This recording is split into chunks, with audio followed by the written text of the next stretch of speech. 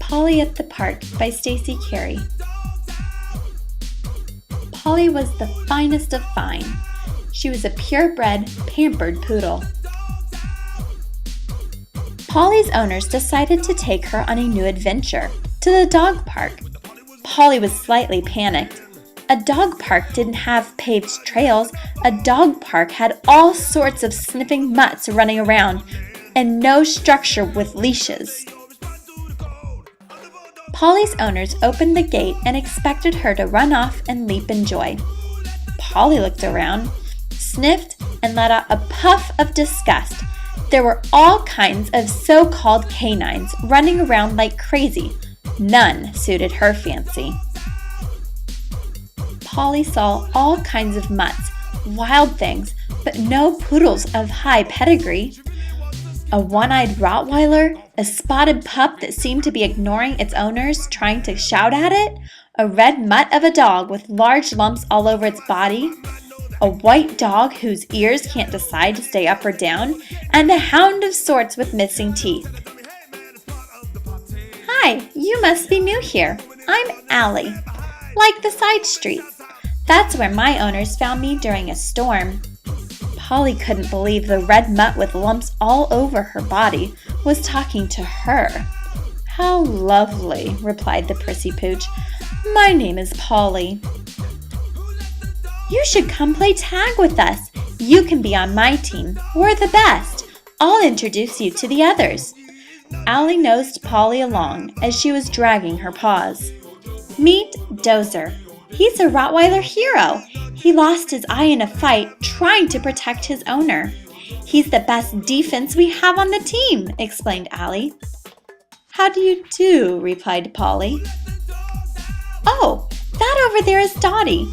She's a Dalmatian. It's common for a lot of Dalmatians to be deaf. Her poor owners just don't know that yet. They keep shouting at her when she really just watches for their visual cues. She's good at tag because we signal the plays to her, so the other team doesn't know the plan. Thought Polly. They certainly don't smell the best, but they have neat stories. Maybe they aren't so awful. Polly reluctantly followed Allie towards the group and asked about the white shepherd whose ears are sending mixed signals, one hanging low and the other in search for sound like a satellite. Oh, that's Tipsy. She's half lab with the floppy ear, half shepherd with the upright ear. She's the friendliest one on the team and loves to welcome everyone with a lick. Polly avoided a slobbery lick, but thought Tipsy was nice, and perhaps she needed a friend in a crazy park like this. Come, I want you to meet my best buddy. Polly followed Allie as she led her over to a dog her owners would have called a canine collage. She had kind eyes but was missing some chompers. This is Lady. She is the best. She was abused and hit by a car, but she is a loyal and true friend. She's the nicest hound with the funniest howl. Polly's heart ached when she heard what this nice dog went through. That explains why she is missing teeth, thought Polly. Allie led Polly to her starting position for tag as Lady let out the starting howl. The game began and Polly found herself relying on her team mutts for help and skill. This was not her usual activity, but she began to have fun with all of the fur flying and slobber soaring. Dozer would block others from catching Polly when she was it. Tipsy would listen to the opponent's plans.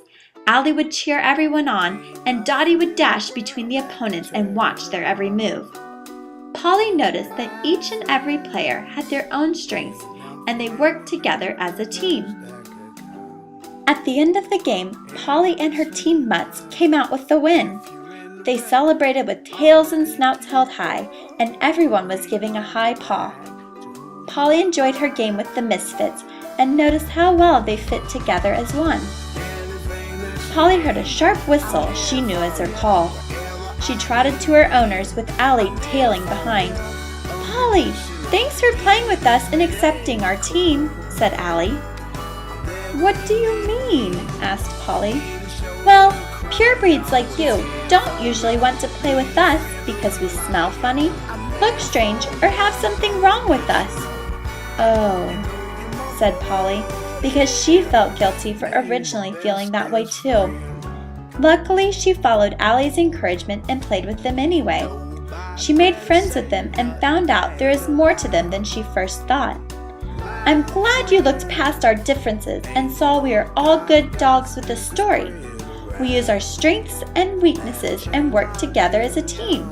That's why we are usually the best and people underestimate us.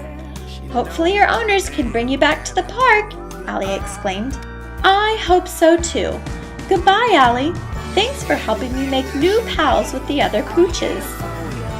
Polly approached her owners and got leashed up.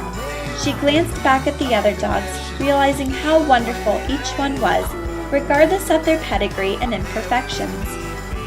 Polly was sure to wag her poof of a tail so her owners could see she enjoyed herself.